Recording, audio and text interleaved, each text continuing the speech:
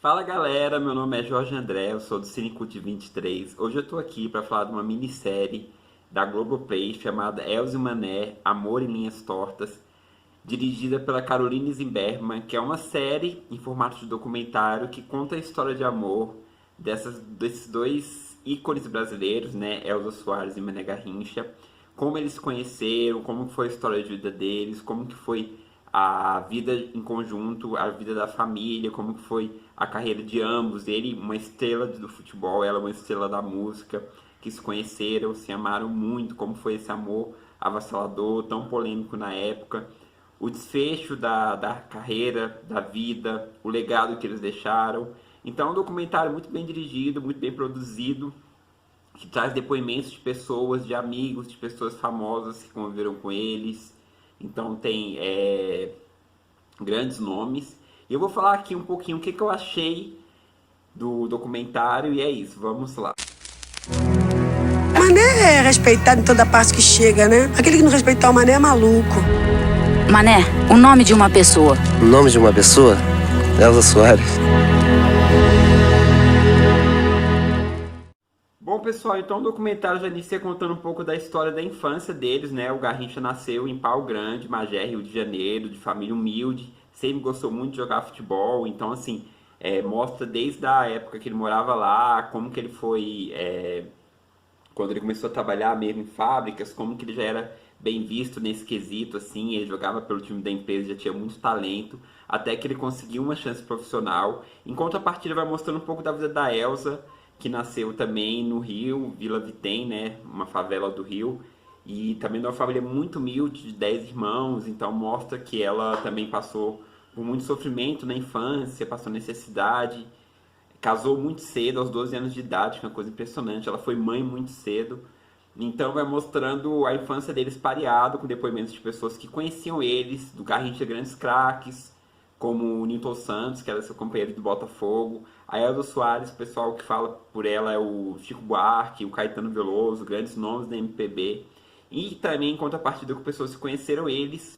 Bom, na década de 60 o Garrincha foi implacável, assim, ele jogava pelo Botafogo, e ele era uma estrela muito em ascensão, assim, ele tinha um talento para o futebol notável, ele virou um ídolo logo muito cedo do futebol geral, as pessoas gostavam de assistir os jogos dele no Maracanã, ele era uma pessoa que atraía muito público, ele era muito talentoso em suas jogadas, ele era um craque, um ídolo do esporte. A Elza começou a cantar por acaso, ela participou de concursos, né? Concursos de rádios famosos, então tem muita do documentário, tem muitas passagens até tristes de coisas que ela vivenciou relacionadas à fome, relacionado a essa vida dura dela, assim, mas ela percebia que ela tinha esse talento para música, né? Esse timbre tão marcante, tão único dela, né? Então, o documentário vai mostrando essa caminhada deles até chegar ao estrelato. E a partir do momento que eles se conhecem, foi aquele amor arrebatador e também muito polêmico, como eu disse pra vocês. Porque o Garrincha, quando ele conheceu a Elza, ele já era casado com a dona Nair, ele já tinha 7 filhas. Então ele já tinha uma família formada e a Elza também já tinha tido uma família e tal. E aí foi meio que uma polêmica muito grande na época, devido a essas questões da sociedade, dos bons costumes, eles ficarem juntos e viver esse grande amor.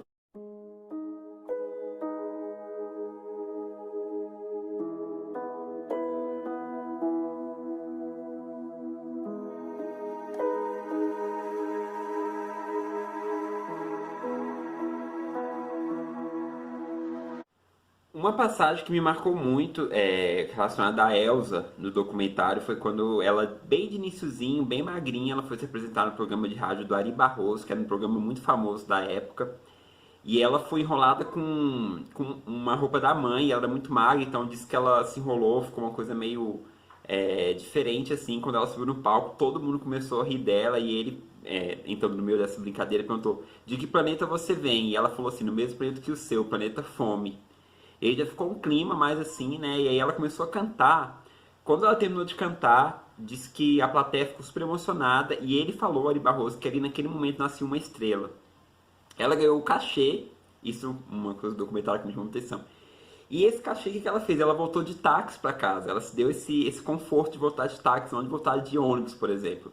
E aí ela começou a despontar pra música, só que ela achou que aquilo ali era uma coisa muito corriqueira. Ela não tinha ainda não tinha sacado que aquilo era o começo de uma grande carreira, né, que ia vir. E essa passagem me chamou muita atenção por essa coragem dela. Uma coisa que eu achei muito legal no documentário, que traz muita credibilidade também, é que a diretora entrevista os autores da biografia oficial de ambos. Então, assim, o Rui Castro, que é o autor da biografia do Garrincha, né, Estrela Solitária, é um dos que dá depoimentos, assim, como ele fez um trabalho de pesquisa muito grande sobre o Garrincha, é muito bacana ver essa visão dele, ver ele contando essas histórias tão curiosas sobre a vida do craque. E também o Zeca Camargo, jornalista, que escreveu a biografia da Elza pela editora Lé, que foi lançada até mais recente, né? A do Rui Castro é um pouco mais antiga. Conta também do momento que ele teve esse trabalho de pesquisa para fazer a biografia dela. Então, a entrevista deles no documentário é uma coisa muito bacana que traz total credibilidade pro filme, né?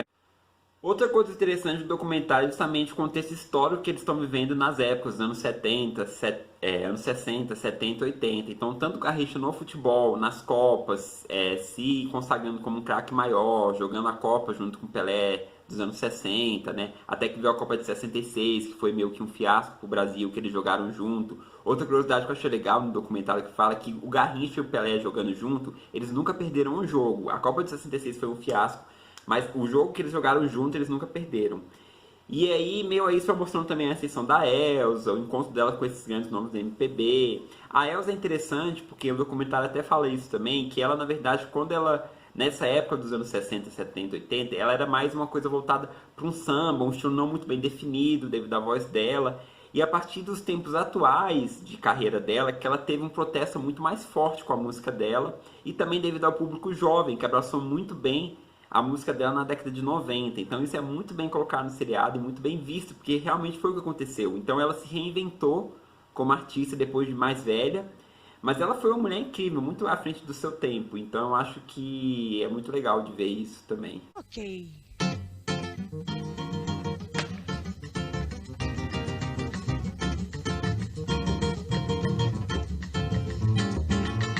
Vai, minha tristeza, e diz pra ele que sem ele não pode ser.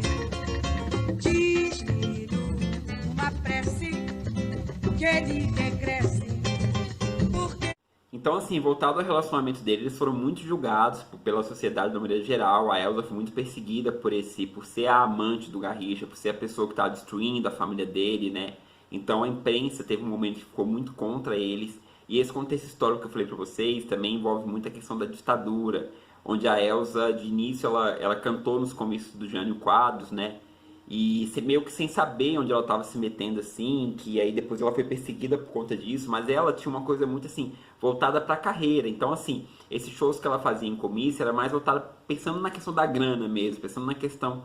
Ela não tinha muito esse viés político, essa veia política, era uma coisa mais de momento que ela precisava cantar, que ela queria mostrar a arte dela, mas teve esse período duro depois do Jânio, do AI-5, né, da ditadura, onde eles foram para fora do Brasil também, eles foram para Roma, e lá é interessante que eles tiveram a ajuda muito grande do Chico Buarque. Então o Chico Buarque, ele se aproximou do Garrincha, se aproximou da Elza, assim, até na época ele era casado com a Marieta Severo, então no documentário mostra, é muito interessante, e ele elogia muito o Garrincha, porque o Garrincha, ele era visto pela mídia, por certas pessoas da mídia, como um cara assim, um cara meio bronco e tal, mas o Chico desmistifica um pouco, fala que ele gostava muito de João Gilberto, que ele era um cara muito inteligente à maneira dele, né? Então é muito interessante saber essas histórias assim inéditas que eu realmente não sabia, que é muito impressionante assim deles. Em meio a toda essa questão deles de carreira, quando eles estavam morando juntos, eles tinham algumas tragédias muito atenuantes na vida deles, né? Uma que me chamou muita atenção no documentário foi a morte da mãe da Elza, que foi um acidente que o Garrincha estava dirigindo o carro e aí teve um acidente que a mãe dela morreu, a sogra dele, no caso.